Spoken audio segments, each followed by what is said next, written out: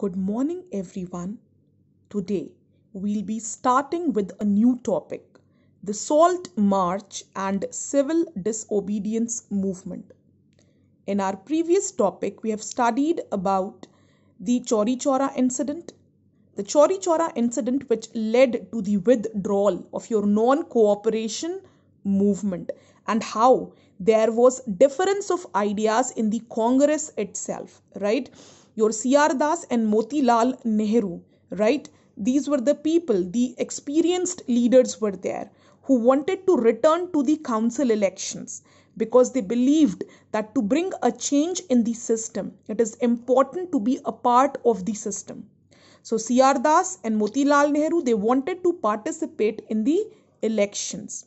Whereas the younger generations like Jawaharlal Nehru and Subhash Chandra Bose, they pressed for more radical mass agitation. They wanted a more radical, a mass revolution, claiming full independence. Means Purna Swaraj. Earlier, there was a fight for Swaraj, but now they wanted to fight for Purna Swaraj. Now, what is the difference between Purna Swaraj and Swaraj? Now, when this Swaraj demand was made by Mahatma Gandhi, it meant that Indians should be given the right.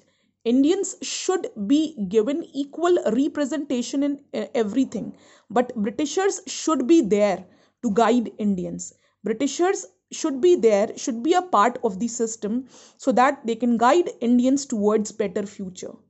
This is what Swaraj meant. But Purna Swaraj meant move out of our country. This country belongs to us and we know how to run it, right? Britishers have no right over our resources, over our motherland, and they should leave the country immediately.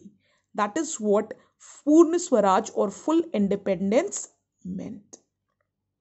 And as I told you, by 1930, the country was also in a state of turmoil. Why?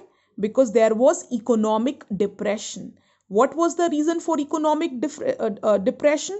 I have already explained you.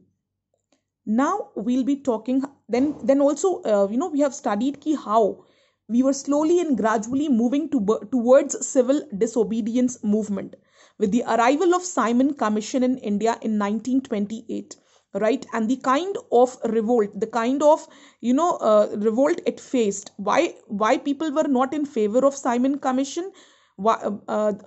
Because Simon Commission, or you can say the Statutory Commission, it was set up to look into the functioning of the constitutional system in India and suggest changes. But this commission included no Indian members. So people greeted this Simon Commission with the slogan, "Go back, Simon." In December 1929, under the presidency of Jawaharlal Nehru, the Lahore Congress formalized the demand of Purna Swaraj or full independence of India. And it was declared that 26 January 1930 would be celebrated as Independence Day.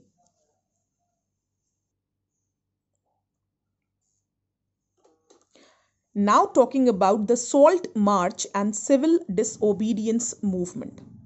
On 31st January 1930, Mahatma Gandhi sent a letter to Viceroy Iravan stating 11 demands.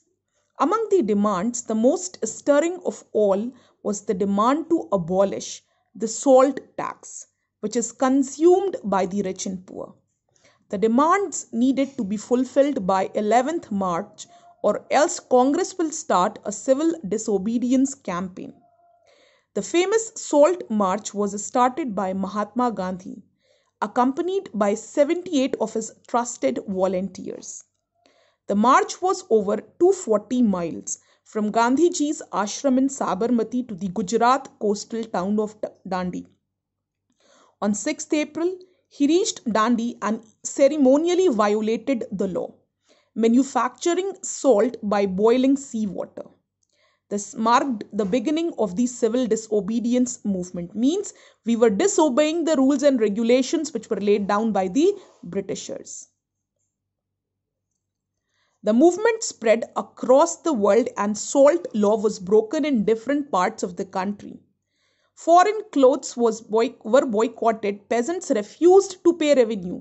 Why? Because paying revenue was also a law set up by the Britishers.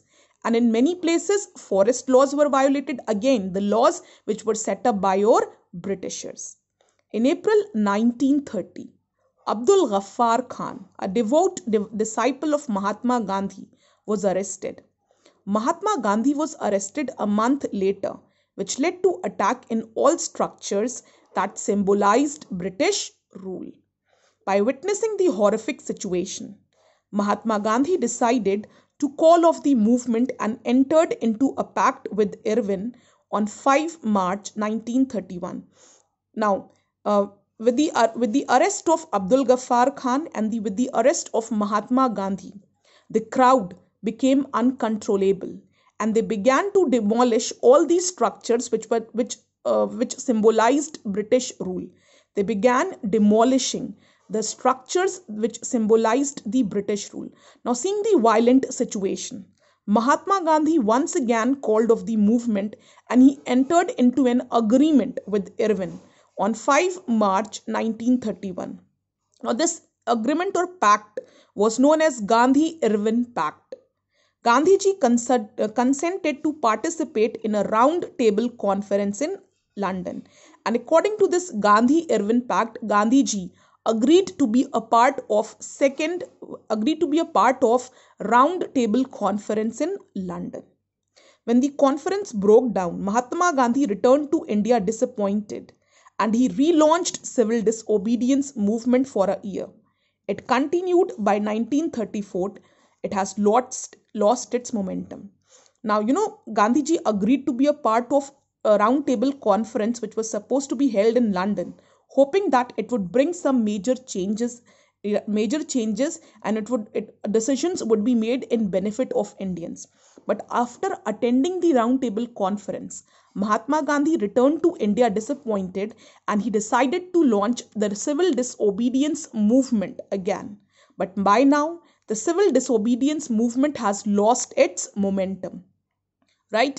People were showing their disinterest in civil disobedience movement.